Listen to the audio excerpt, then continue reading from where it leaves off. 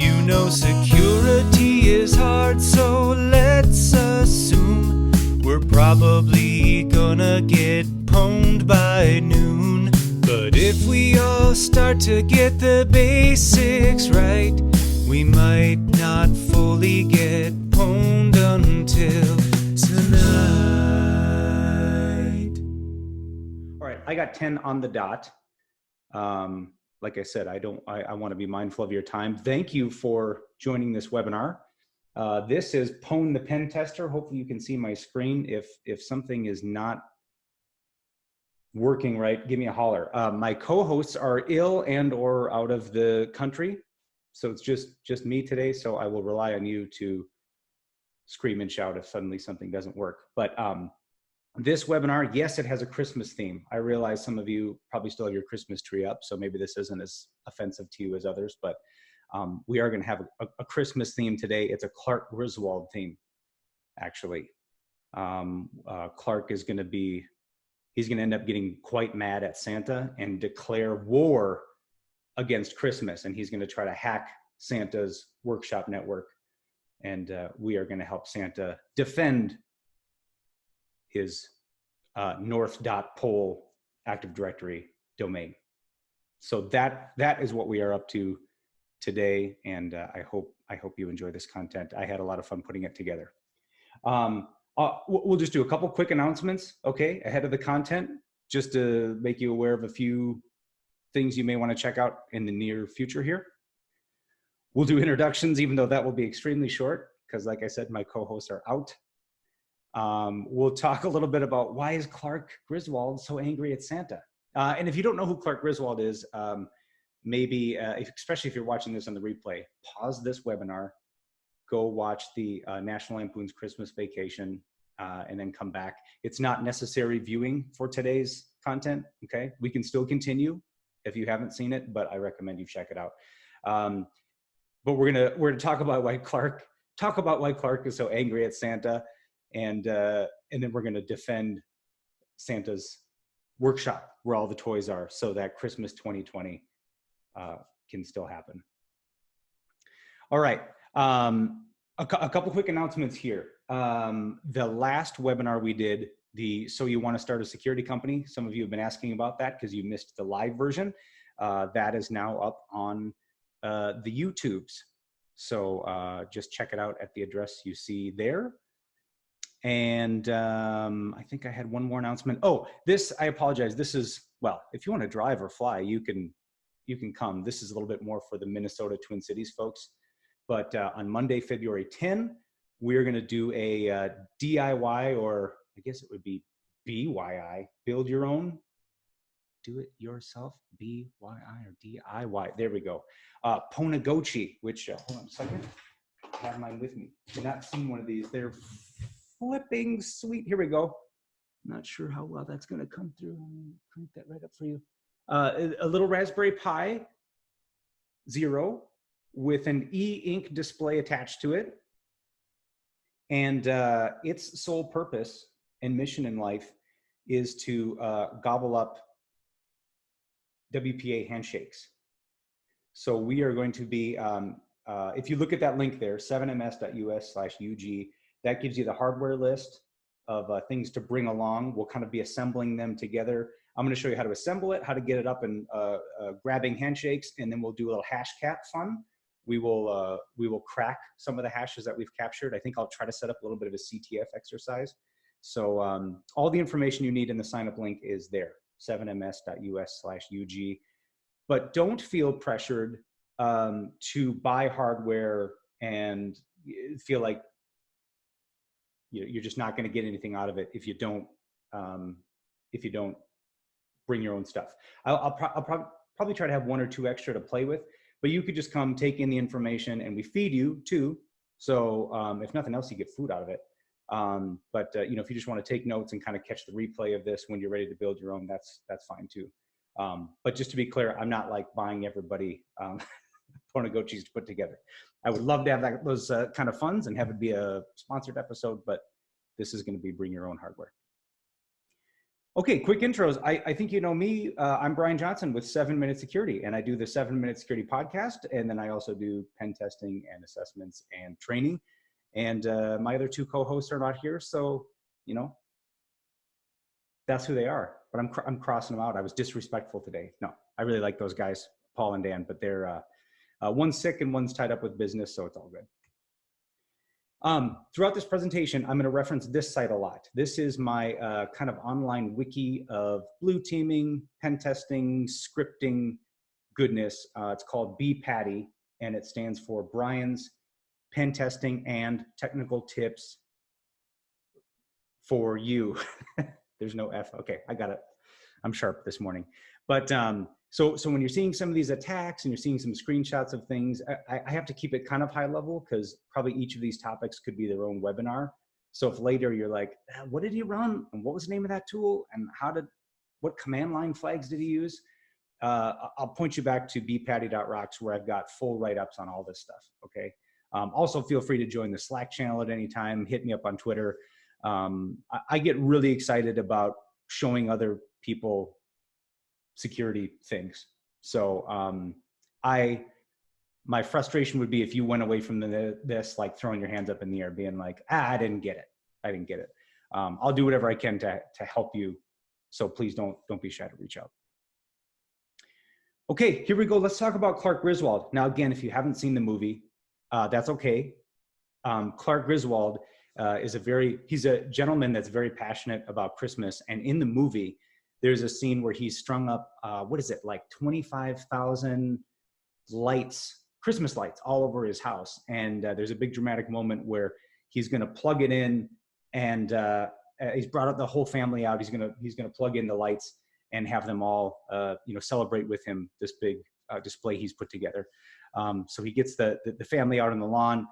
Things don't light up, right? If you remember that. And then later, there's a part where his wife figures out, oh, she needs to turn on the circuit on the inside of the house.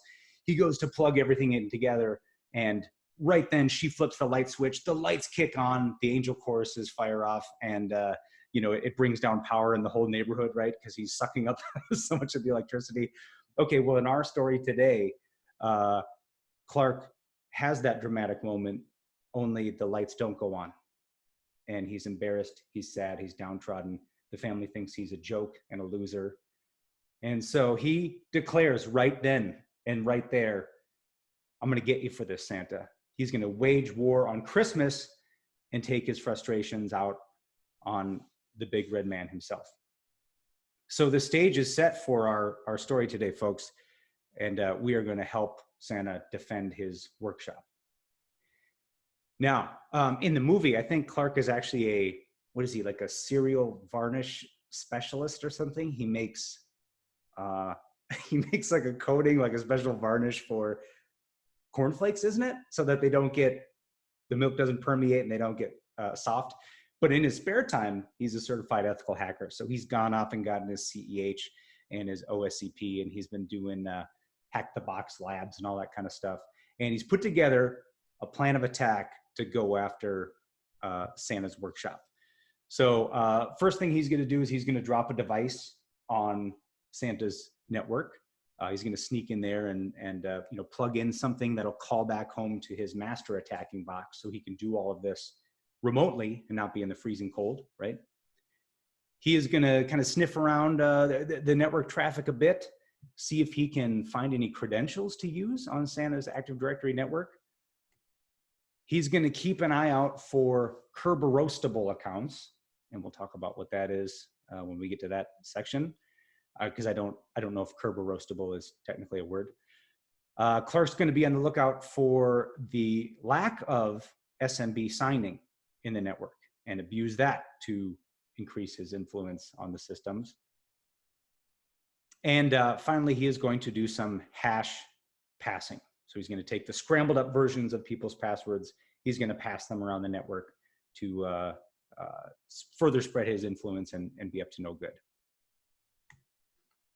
All right, so first one here, he needs to get a device dropped on Santa's workshop network. Now I just want to throw a bookmark in, take a short detour to talk a little bit about methodology, a little bit about frameworks.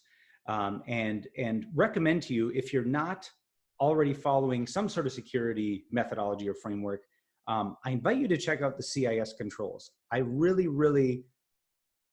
like them. I mean, I see a lot of companies that I consult with, they're doing all sorts of good security efforts, but there's not really like a larger engine or a larger master plan kind of guiding those decisions.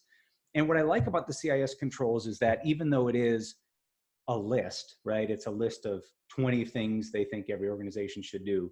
And I don't like to think of security as a list or a checklist. Theirs makes a heck of a lot of sense to me. So just take a look at the first 4 controls. And I think you'll probably agree. Number 1, we want to know what we have, right? You can't protect, you can't secure, you can't patch what you don't know you have. So step 1, inventory and control of your hardware assets. And then step 2 sort of naturally leads into know what software is on those assets. And then you get into number 3, vulnerability management, scanning for vulnerabilities, patching them. Number 4, controlled use of administrative privileges, and kind of on it goes.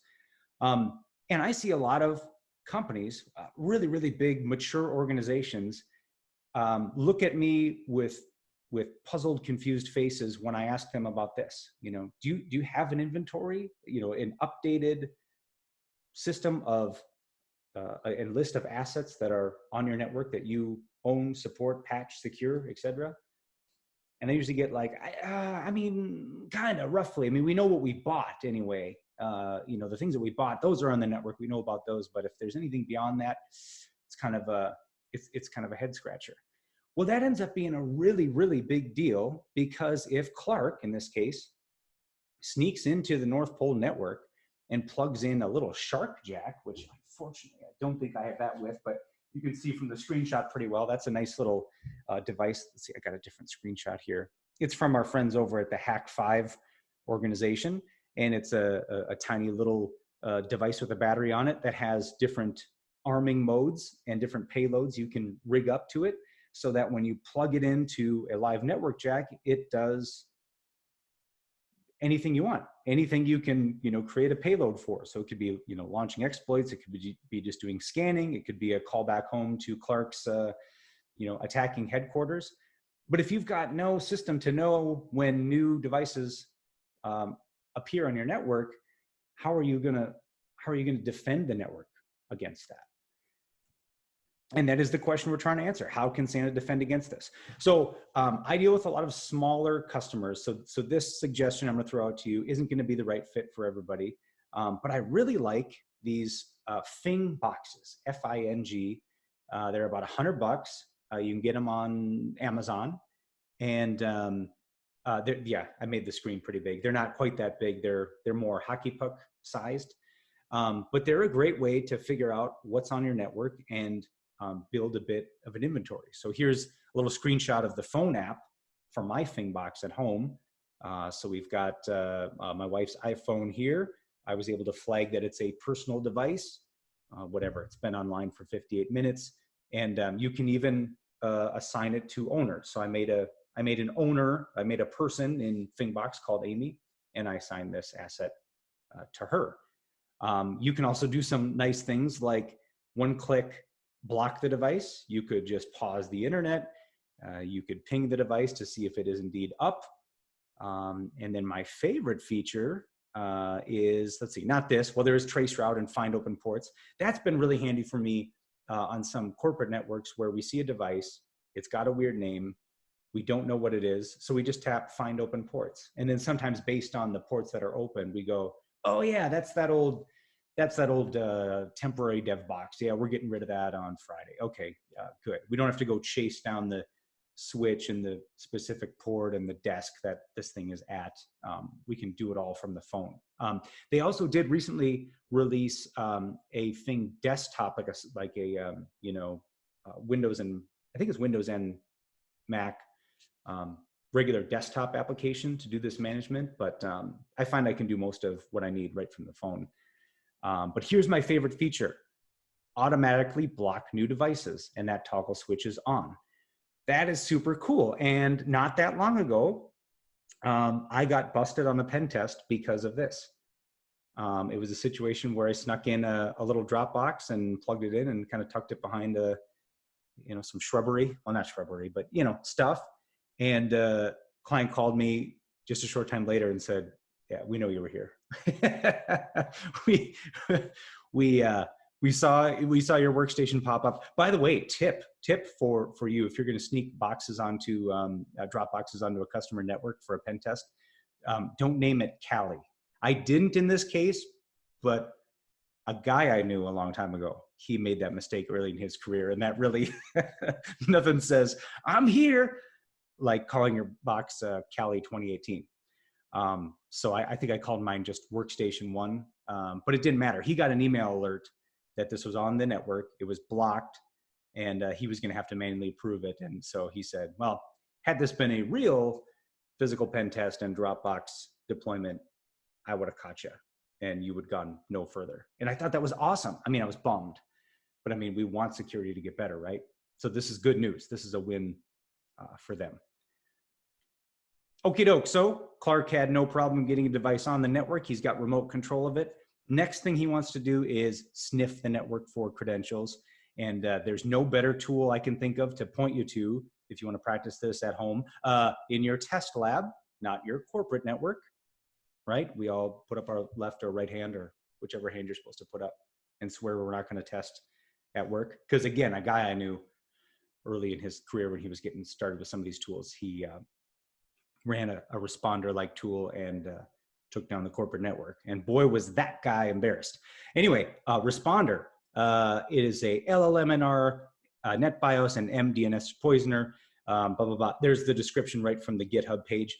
When I'm describing it to other testers or explaining it when there's findings in a pen test, I say, it's a great tool for tricking other systems into coughing up credentials.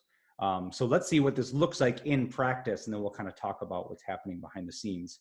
And this is something I run on I think I can say I've run it on every pen test, and on probably all but one or two, it's gotten me some credential. Maybe not a domain admin credential, but some user credential that I can use for further sniffing around the network.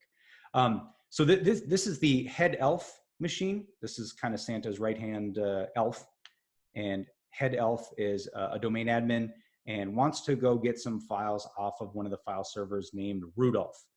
But he does a little whoopsie daisy here in his file explorer, and he types in /Rudolph with a LF at the end, not a PH.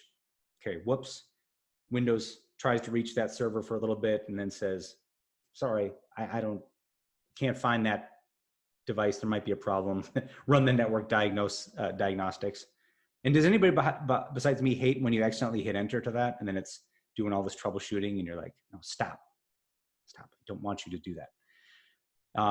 Now in the background, here's what it looks like for Clark's little attacking box. He's running the responder tool and waiting for just such a seemingly benign typo to be made, okay? So head elf has opened up File Explorer, typed in /Rudolph, and in the background, look at this, Clark's attacking box has captured the hash for head elf. That's health, H-E-L-F.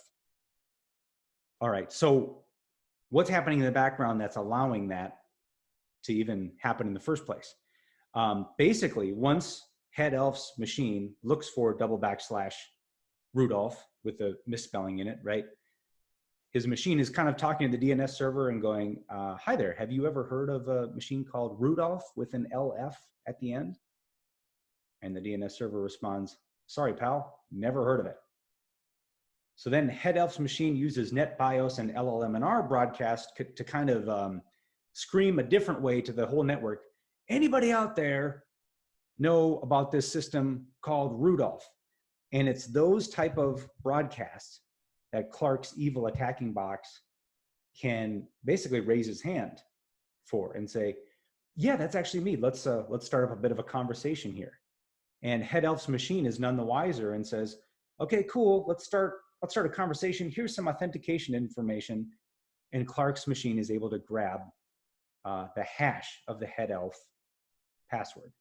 Now, why is that so bad? Well, as a pen tester, we can simply copy that hash that you see there and fire it up in Hashcat or John the Ripper or whatever your favorite local or cloud cracking service is. So here you'll see I am going to, or Clark is going to take a swing at cracking the head elf hash using a list of Santa's naughty passwords.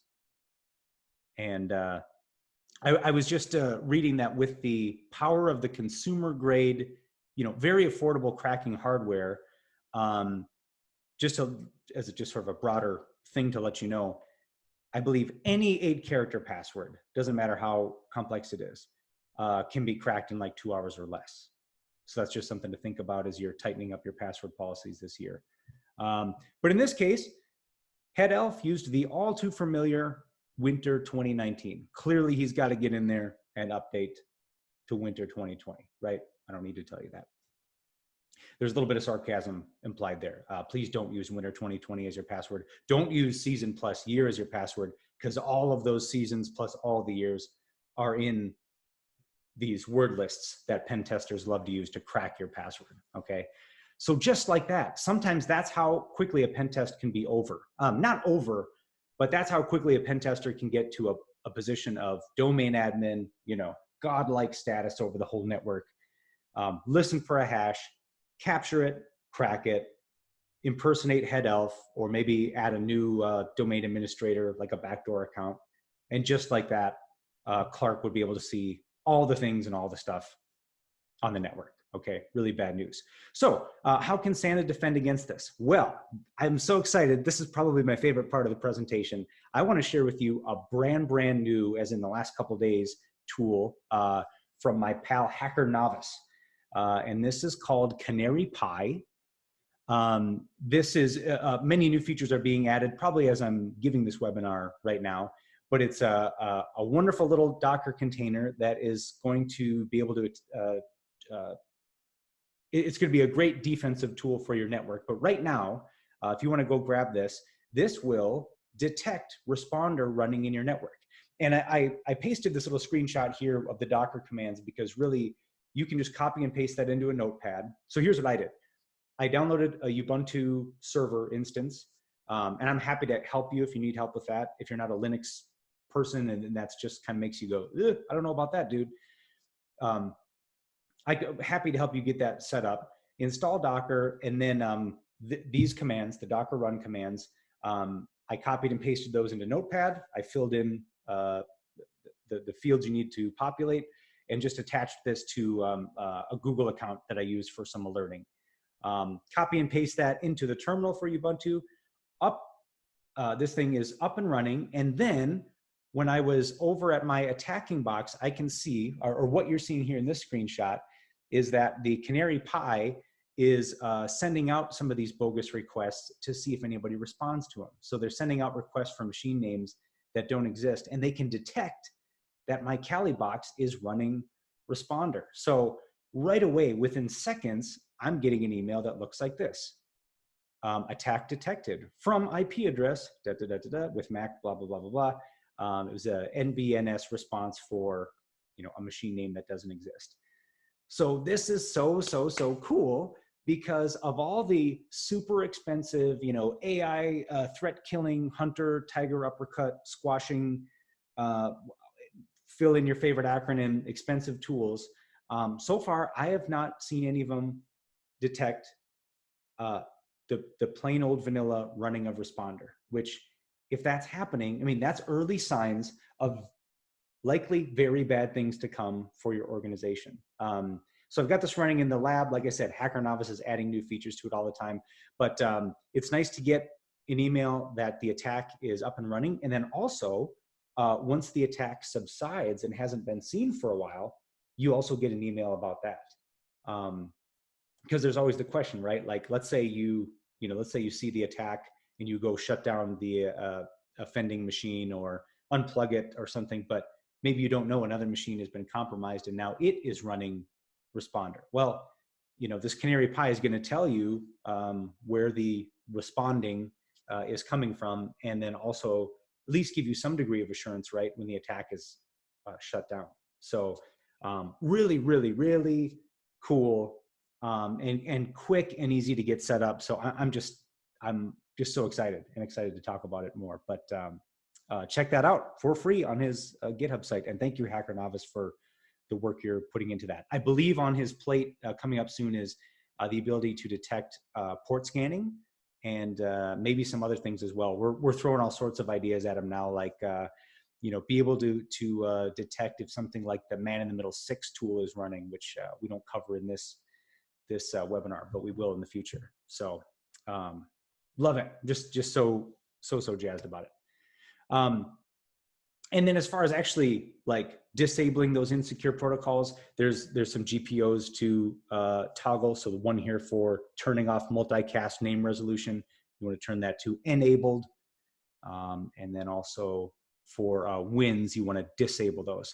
Now, the one cautionary tale I'll share with you on that is that you might have, and you might not know that you have, legacy applications that rely on those protocols to function. And I think the example I always use, because it was a big one that I remember, was I had a client that saw the results of my pen test report and went right in and did these 2 things, across the enterprise, went in the GPO and said, cool, turn off name resolution, bam, enabled.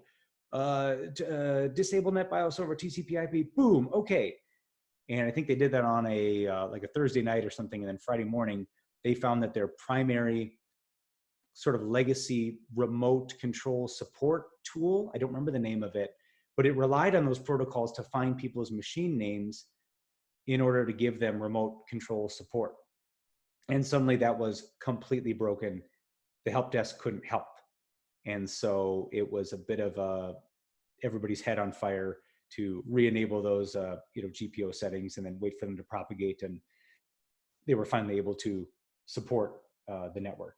So, all right. So next is stopping users from picking bad passwords. This is one where, whoops, sorry. I think we got one over here. No. I'm sorry. That is still on the remediation side for if I've captured a hash of yours, what's one thing that can slow me down? Picking better passwords. I've got a snapshot here. This is from Microsoft's paper on the password policy best practices. And this is probably stuff we've seen time and time again, right? They say 8-character minimum length. I would recommend more like 15 as the standard, and we'll talk about that later. Educating your users not to reuse them. Don't use your domain account password for your Twitter and your Facebook and all that. Turn on MFA. But it's this one that I end up talking with customers a lot about, because maybe they've seen it or they've read about it or they've heard about it at a conference and they go, okay, that's kind of vague. You want us to ban common passwords so that we keep the most vulnerable ones out of our system. What does that mean? So the work I've done in this space is centered around this Pwned Passwords project. So the Have I Been Pwned site is great for, if you just go to haveibeenpwned.com, type in your email address, it'll tell you if you've been involved in various leaks and breaches. But there's also this passwords project nicknamed Pwned Passwords. And this might be a slightly out of date slide. I think they might be up in the 600 million-ish range, potentially. But they provide this list of 555 million real world passwords that have been exposed in breaches. And you can download those and plug them into your Active Directory in such a way that they are no longer pickable by your users. So for example, password 1 is definitely in this list. Your users would no longer then be able to use password 1 as their AD password. There are a bunch of different ways you can plug this into your Active Directory. I'm just going to give you like a 1 slide or 2 slide on each one, because really they're kind of their own webinars. Each lane is kind of, detailed enough. It requires a lot of discussion. But the first one, let me show you the DLL version. This is like it's free. It involves keeping all the passwords local to your own network. It's also potentially the most complicated to get up and running. And so Again, I'm just going to touch on the install details, but if you go to the bpatty.rocks site and go into the blue team menu and then Pwned Passwords, I've got step-by-step how I got this all up and running. So it'll involve you downloading a DLL from GitHub, from the site you see here. And then you are going to have to do quite a bit of mucking around in Visual Studio. Now, disclaimer from me, being totally honest with you, I should not ever touch Visual Studio. I mean, that should be like, I should have to apply for a license like you would a firearm or something, because I know just enough to, terribly break things. But I did figure out by banging my head against the wall enough, all the things you need to tweak and click and check and twist and turn to build this password DLL. Okay, so this is just a little snapshot of the instructions from the bpatty site. But if you follow those verbatim, even if you know Zippo about Visual Studio like me, you should be able to get it up and running and get that DLL built out. Just another snapshot, just to give you a taste for, this is maybe not something you're going to go and build over the lunch hour. If you're a Visual Studio noob, you might want to set aside an afternoon to tinker with it. But at the end of the day, you have this DLL, you install it on your domain controllers, and then from that point on, anytime somebody goes to change their AD password, it gets checked against 550 some odd million bad passwords, which is pretty cool. And if they try to pick a bad password like password one, they're going to get that old familiar, sorry, unable to update the password. And we're going to talk about why it's important that they just see this plain old screen they're used to. That can cause some headaches, but we'll get to that in just a moment. Option number 2 is the DLL API.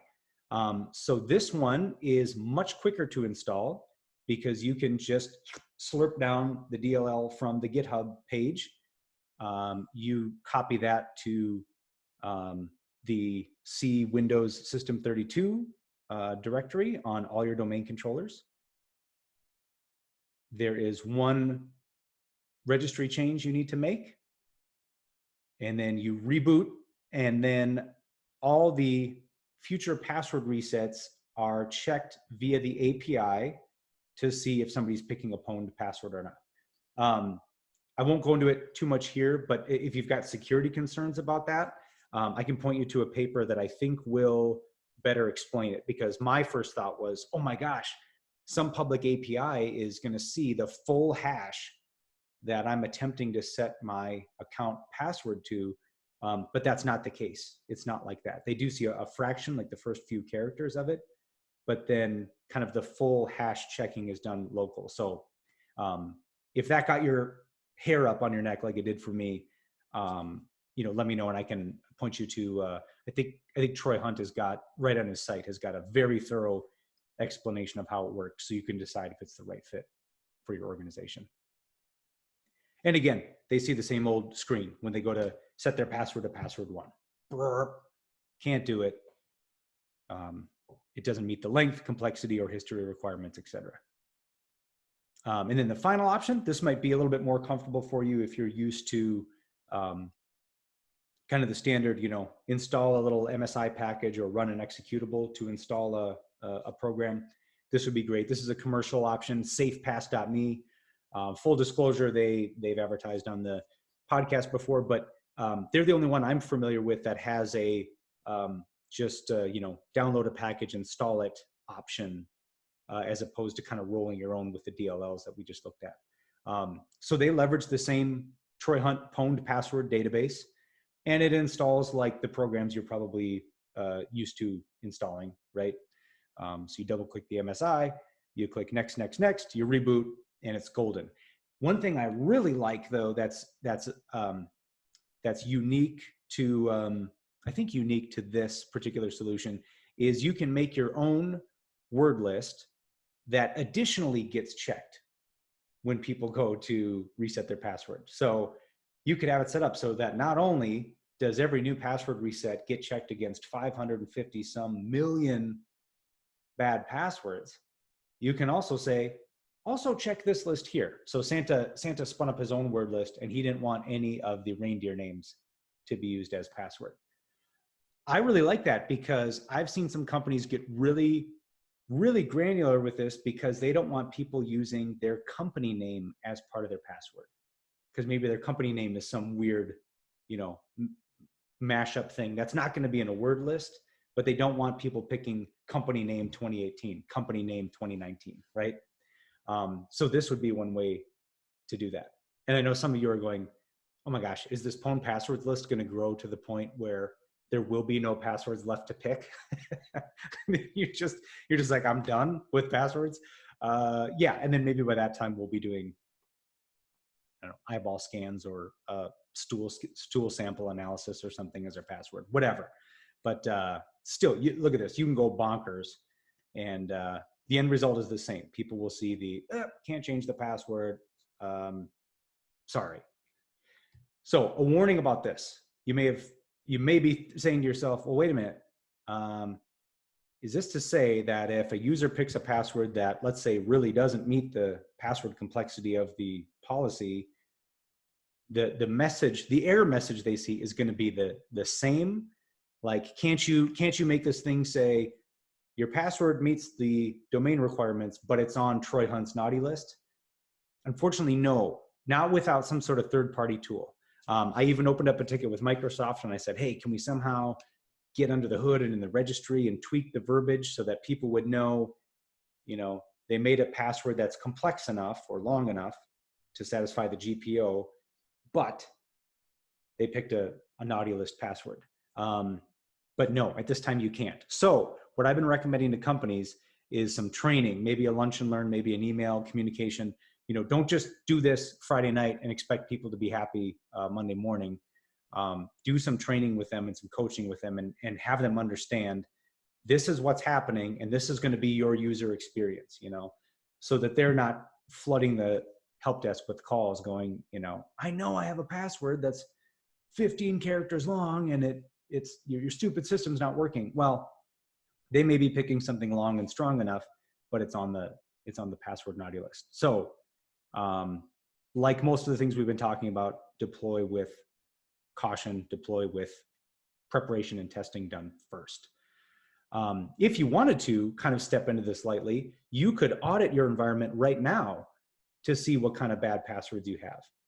And there's a great tool from the Black Hills Information Security folks, who, by the way, have a free, I think it's 8-hour webinar this Saturday on incident response and threat hunting. And I think they have 3,000 people signed up for it. So I think they're scrambling to figure out a different training delivery module or something, but check out that. I'm definitely going to try to get signed up. I don't know if they're going to have a recording for it afterwards, but please go subscribe to all their stuff, watch their webinars, get their newsletter. The company and their people seem to make cool new tools and scripts and blog posts by the day. They're just machines. But anyway, one of their tool sets that I love is called Cred Defense. And it's got several modules in it. And one of them is for password auditing.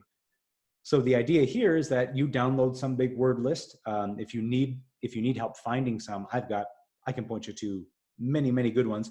You could download the Troy Hunt Pwned Password list, the plain text version, and then choose the save file or the output file, and let this thing run, and it'll check your word list that you supply against all the users in your environment. And so here we can see in the North Pole network, several people are using Prancer for password. So we got Frosty, we got Health using Winter 2019, and we got some idiot named Brian who uses Jingle All the Way as his password. Okay. And then at the very bottom, you see highlighted there, domain admins cracked 1. So it's kind of cool. It tells you too if you're getting privileged users in your cracking. So yeah, give that a go. That might give you some indication as to whether or not you want to use one of these bad password blocking options. Again, they kind of range in price and whether they're cloud hosted or local. You got to kind of find the right model and security posture for which solution you pick. And there might be some others as well, but these are the three that I deal with and work with the most. All right, well, Clark's having a heyday, but he is going to continue his damage by looking for Kerberoastable accounts. Now, full disclosure on this. Kerberoasting is a little bit magical to me. I don't think if you were to say, hey, do a talk on Kerberoast and explain it to the audience, I would probably just porky pig it and go, habit, Kerberoast is all, folks. But I took a little snippet out of, yet again, a Black Hills information security resource because they sum it up really well to something I can understand, which is Kerberoast can be a bit complicated, but the gist of this attack is that it takes advantage of legacy AD support for older Windows clients and the type of encryption used and key material used to encrypt and sign Kerberoast tickets. When I'm talking about this with other sysadmins or other pen testers, the way I tell myself that how this works is that any valid Active Directory user can request from the domain hashes for service accounts that are in use. So let's actually look at what this looks like in the North Pole network. So here's Clark's attacking box, right? He's going to run a utility here from the Impacket toolset. It's a Python script called getUserSPNs, and he is going to request from the North Pole domain controller a list of these service accounts that are in use. And you do need some valid cred to make this request. So earlier we cracked Brian's account, remember? We figured out it was Jingle All the Way. That's all we need is some user account. And we can see here, there is a service account called Santa SVC. Looks like it's tied to some sort of HTTP IIS service. And just like we did with Responder, we can suck down that whole hash and load that into a cracking box and try to crack it. And I will say on 2 pen tests within the last month, I was up against a network that was very well put together and kind of eliminated all the low-hanging fruit. Like I didn't get anything out of Responder. I had to really try to just get I had to try some weird tricks to even get a single valid cred. But then I did what I'm showing you right now. I did the query for Kerberoastable accounts, and I loaded those up into my cracking box. And within seconds, I had a domain admin account because a domain admin account with a weak password was being used to run a SQL database or a IIS service. And so in this case, that's what we did. That's what Clark was able to do. He was able to figure out that the Santa SVC account, a domain admin account, had a relatively weak password. And boom, there's yet another domain admin password he's got, in his list of footholds on the network, right? How do we defend against this? So I've been doing some looking around, and when we get to, I'll make sure we have time for questions at the end. I'd love to hear if some of you have other defenses against this, but in the Black Hills Information Security article, the author says his recommendation is to just make sure really that those service accounts are using crazy long, strong passwords. So he says 28 characters or longer, and with a 6-month rotation.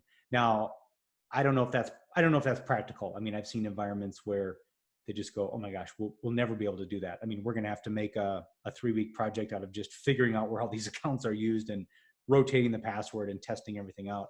So, but still, I think making that password super, super long is going to tire out most people if the password doesn't crack in a reasonable amount of time. All right, Kerberoastable accounts worked. Let's take a look at SMB Signing. This is one that I will talk about to anybody who will listen because I've had several clients say, oh man, SMB Signing, yeah, we've seen that on our Nessus or our Qualys or whatever scans for years, but it's a medium and we've got other highs and criticals to deal with, so we've just kind of yawned and moved on with our life. Is it something we should be concerned about?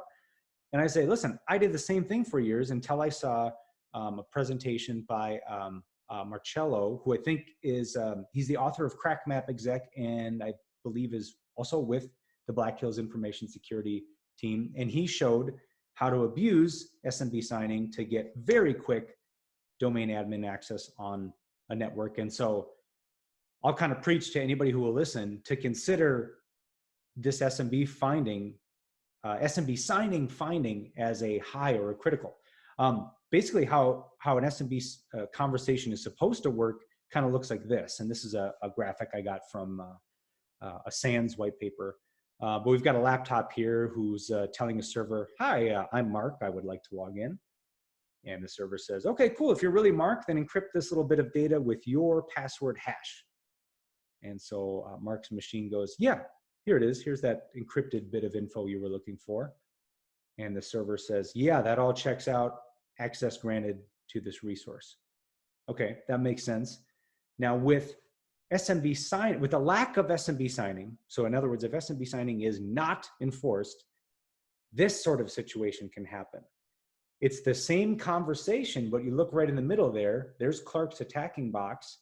He's kind of playing, well, not telephone, but he's sitting in the middle of both sides of the conversation. He's hearing the server say, I'd like to log in. He passes that on to the target. Target says, encrypt this with your admin hash. He passes it back to the inventory server. Inventory server says, here's your encrypted challenge. Attacker passes it to the target. And then when the target goes, cool, you're good, access granted, the attacking box takes that access and can abuse it as if they were an administrative user. So here's what it looks like from the pen tester's perspective, from Clark's perspective here. He can first figure out where on the network SMB signing is in use at all using a script called run finger. And this comes as part of responder. So here he goes, he's scanned the whole subnet and found, well, I've highlighted the wrong thing here. What we're actually looking for is SMB signing. We see that on these two servers, the .210 and .215 IPs, that SMB signing is false. So that's good. That means we can abuse the lack of SMB signing to relay credentials, relay permissions to a box to get a foothold on it. So here's one of my favorite things to do in a pen test is I will run multi-relay, which again is part of the responder toolkit. So you get that when you download responder. And I will say, all right, I want to target the .210 server, and I want to listen for the credentials of the following users. And this is like a space separated list. So you can do as many people as you like. I just did administrator space health, since I knew health was a domain admin. And then I can set this up and I can just go to lunch a lot of times on a pen test and just wait until I see the following screen of happiness. We'll see that once a conversation happens with one of the users in my command line string, that person's credentials are relayed. And now look at this. I am sitting, it's like I'm sitting with administrative access at the C prompt of my target, my victim machine. So one of my first things I'll do, and this will come into play in a few minutes, is I will dump out the local account hashes on the box. And I will save those for later. So you see towards the bottom, there's the local administrator account. So again, that's the administrator account local to that particular server. So I'll save that. It actually saves it to a file anyway. And then I'll do a quick IP config here just to validate I am indeed on the target server. Now that's super cool, right? Because I mean, really, you could do that attack almost first. And this requires really no advanced hacking tomfoolery, not knowing I didn't have to crack anybody's password, right? I just had to kind of sit on the wire, be a good listener, and then relay somebody else's access to a target server and abuse it for my own. It's awesome, right? So in my mind, that's why it's not a medium. It's like a high or a critical. So how do you defend against this? Well, I got good news and bad news. The good news is it's not a terribly complicated technical fix, okay? If you follow the tree here, there's a couple settings for turning on SMB signing. But the catch is you might have devices, you might have storage devices specifically that are on older firmware, and maybe they don't support SMB signing. And so suddenly you could have devices that are sharing primary files, databases and things that you just can't get to because they don't speak SMB signing. So you're gonna have to do a little bit of an audit, a little bit of some testing, and roll this out slowly. But man, if you can get this turned up and turned on, that's going to make your adversary's job a lot more difficult, because this is just a go-to favorite thing to do in pen tests to abuse the environment. All right, final attack here, and then we'll kind of get to some, if anybody's got any questions, comments.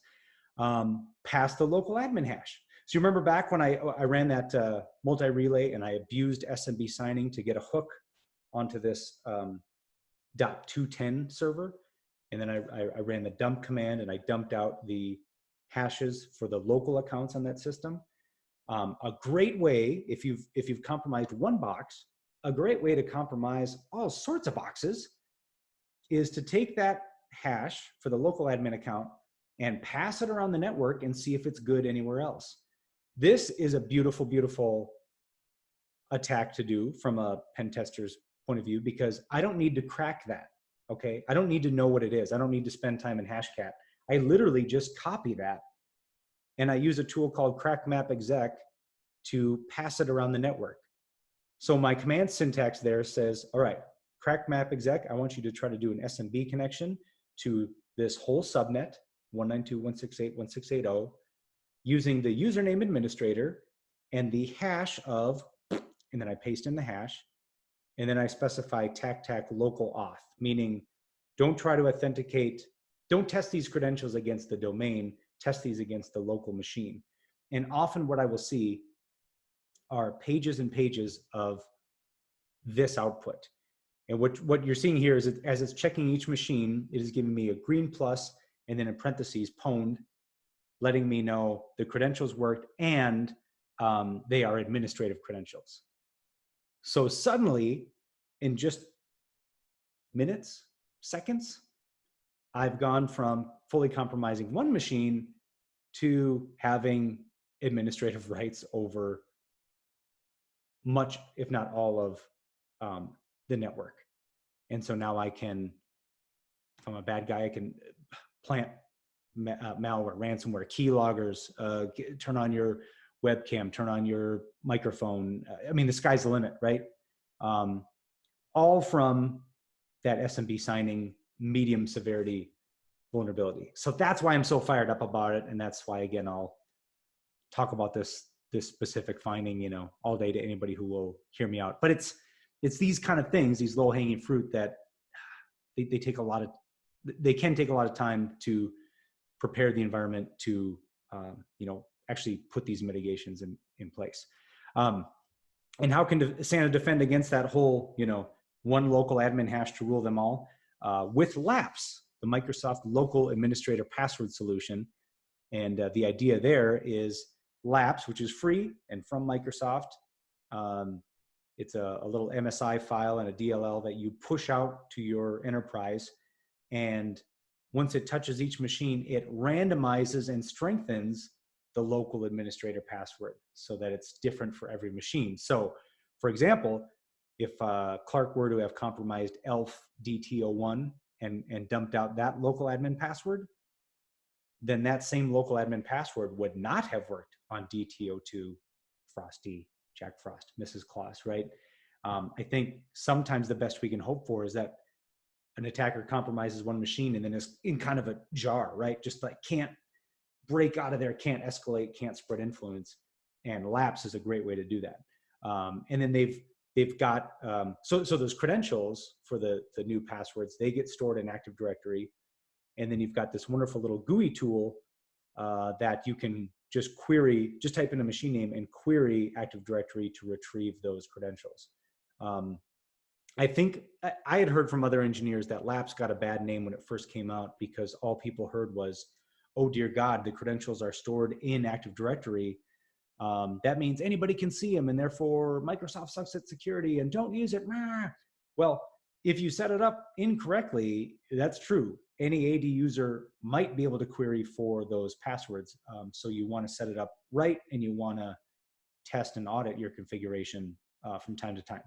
I have got on the bPatty site a full write-up on how to install LAPs from my experience. I haven't done it in a while, maybe 6 months to a year. So if you go through it and you find out for some reason the install's changed or there's extra steps, let me know. I would love to update my documentation so it's always current. And that's it. Clark had an absolute heyday in Santa's network, and hopefully if this happens in 2020, Santa will have all the mitigations in place so that Christmas can continue and the good girls and boys get toys. I want to leave time just for questions and stuff since we've only got 5 minutes, but I did add just a little side closing note here about logging.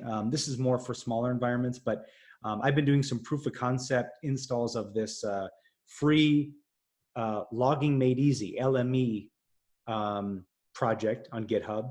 And it's a coming together of many free and open source software that helps organizations get end-to-end logging capabilities. So check it out. They've got like 4 chapters, one on setting up event forwarding, one on installing Sysmon, getting a database spun up, and post-install actions.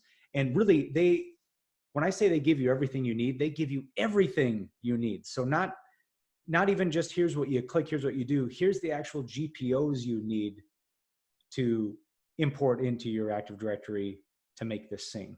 And then the last kind of step of it is to install a database that runs on Linux. And if you're Linux shy, they make it about as easy as it can be, because there's just a chunk of script here, a chunk of code that you can literally paste into a Linux server terminal, and it'll set everything up for you. And you end up with a pretty dashboard, and you've got your systems pumping in logs to you and, starting to tell you about bad things going on in the network. So if you have nothing and maybe you're looking to warm up and do a proof of concept and maybe go to the board next year for a more expensive commercial tool, in the meantime, you can get some of the visibility you need with something like Logging Made Easy. So check that out on GitHub. Okay, that's it. We got about 3 minutes. The recap here: monitor for responder. It would make my day if one of you on your next pen test, you ran this and your pen test starts and you were able to tell them, okay, I saw you. I saw what you were doing. I'm going to let the pen test continue, but I did see you because you had CanaryPi running. And that goes for me too. If you're a customer on your next pen test, run this CanaryPi, catch me so that you can say, in a real emergency, dude, we would have shut you down like you're late on a cable bill. Disable the NetBIOS LLMNR if you can. Got to audit your environment, got to do a little testing, maybe a little packet capturing, a little wire sharking to figure it out. But disable it if you can and when you can. Stop users from picking bad passwords. Turn on SMB signing everywhere you can. Watch for those compatibility issues, right? If you've got old storage with old firmware, maybe don't just turn this on Friday and hope all is well, because you could have a terrible, terrible Monday. And install local admin password solution. I think whether you've got 10 machines or a million, it's just awesome. And it's Microsoft, right? It's not Joe's cool local admin password changer deal. I feel more comfortable with it since it's Microsoft and it is free, and it's a little bit of setup involved, but once you set it, you can mostly forget it. I'll just check and see if there's any questions, and I'd also like to, if I can get this to cooperate. See, there's here we go. Polling real quick. If you're still hanging on for one more minute, let me launch this poll. I would like to know what you're interested in seeing a webinar on next. I have some topics I want to cover, and they are here, like more about this, more pen testing tricks, how to build like a Pi hole and add a malware blocking Raspberry Pi, the Pwned build. Maybe you'd like to get into hash cracking, because I just bought, speaking of Santa bought 7-minute security, a hash cracking rig, and like to show you how to get that assembled, and we'll crack some hashes together. Pwning the OWASP juice shop, or creating some kick butt phishing campaigns. So it looks like so far of the folks that have voted, the winners are Pwned and more network pen testing stuff. Okay. All right. Fantastic. I'm just gonna screenshot that, even though I think Zoom will give it to me later. All right, we are right at 11. If you, oh, can I share these results? I'll share them. Maybe you can see them. Yeah, there we go. If you have questions, I'll just hang out for a minute here. I'll go into the chat because I see some stuff lit up here. But otherwise, thanks for joining, and I'll make I will make a YouTube version of this. So if you missed it, you can catch it on the replay. And if you have questions, let me know. Otherwise, at 7ms.us, there's a Slack channel. You can come chat with us there. There's the user group meeting. There's more webinars like this.